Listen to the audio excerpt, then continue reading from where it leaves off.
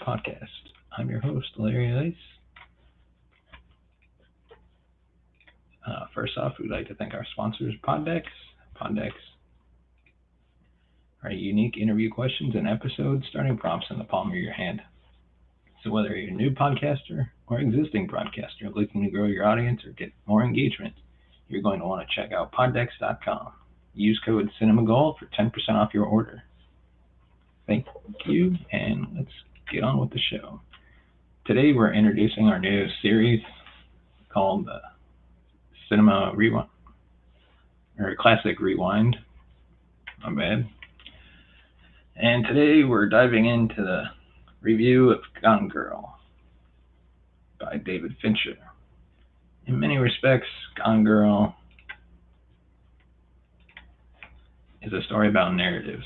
It's a film about how we construct and manage our own narratives and the narratives of those around us. Facts are malleable, reality is arbitrary. Everything that happens exists as a detail to be woven into some sort of story. Inevitably, stories differ. Narratives conflict. The story that Nick Dunne tells about the disappearance of his wife differs from the version of events presented in her diary. The narrative that the public and the press construct is rather distinct from that constructed by those inside the story. Gone Girl itself plays with this idea of playing with the audience. It starts out as a very familiar and almost cliché story.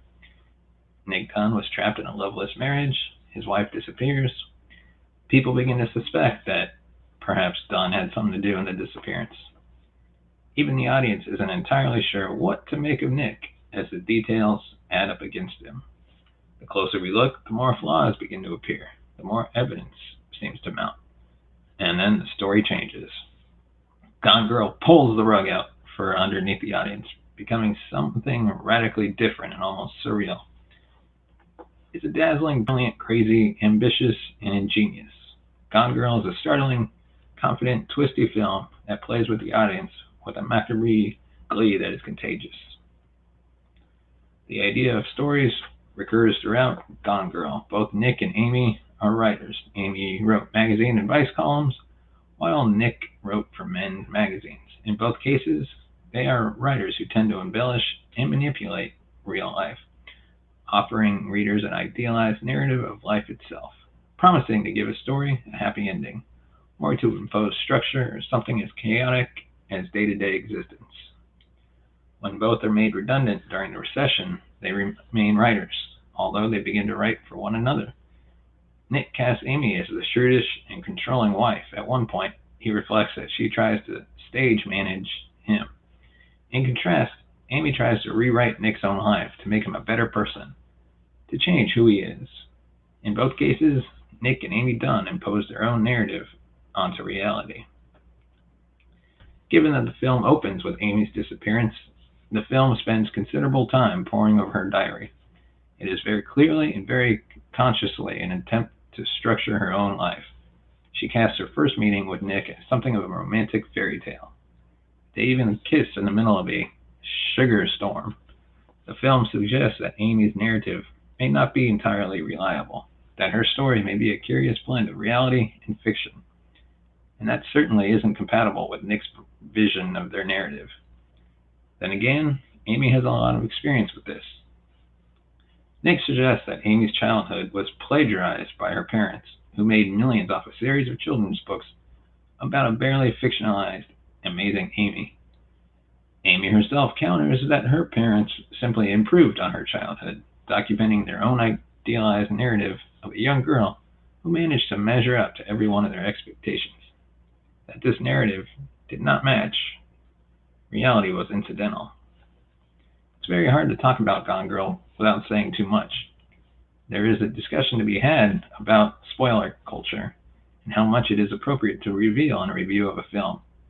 There is a legitimate argument to be made that revealing the very existence of a twist is a spoiler, something that puts the audience on guard and impacts their enjoyment of the film.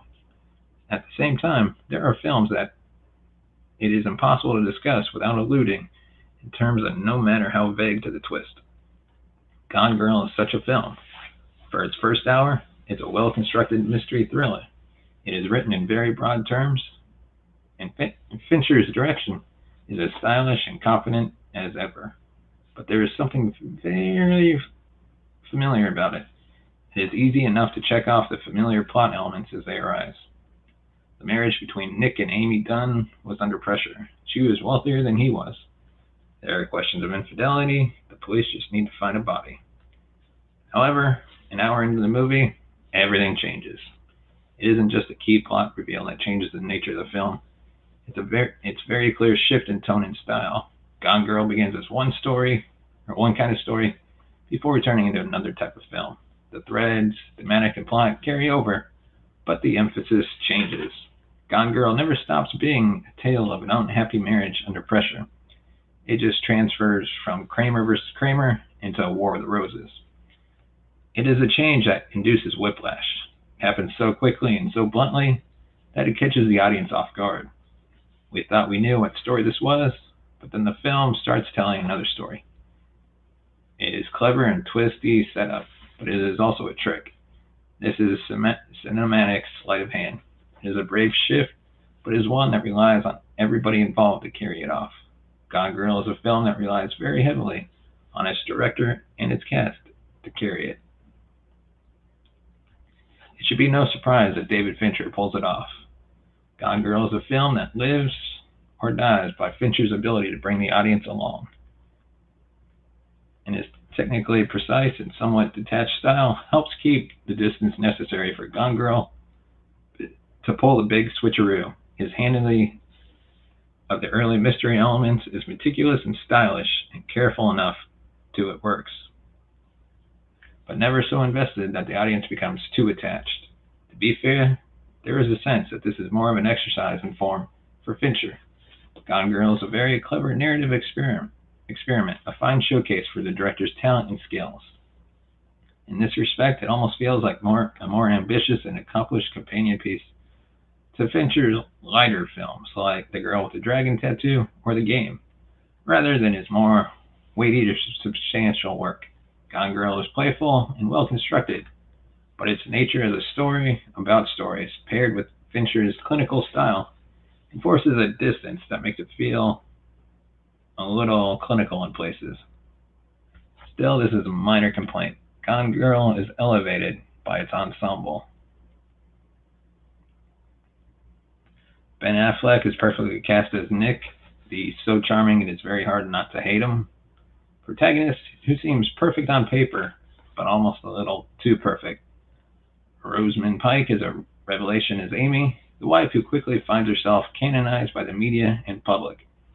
There are some great supporting performances along the way, including a charming and knowing appearance from Tyler Perry, predatory role for Stella Ward, and a delightfully off-balance supporting role for Neil Patrick Harris. Gone Girl is a story very much about stories. Everybody in the film has their own story, their own attempt to explain and impose order on the world around them. There is an art to managing and maintaining these stories. Trying to control their own narratives. It's a very clever, very wry, very surreal viewing experience in one of the films of the year when it came out.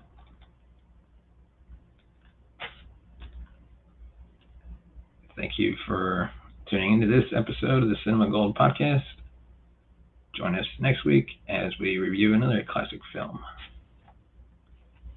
for a Classic Rewind. Let us know what you thought about this movie. You can leave a comment in the comment section below. Be sure to like and subscribe. What did you like about this movie? What did you think about the story? Have you actually read the book?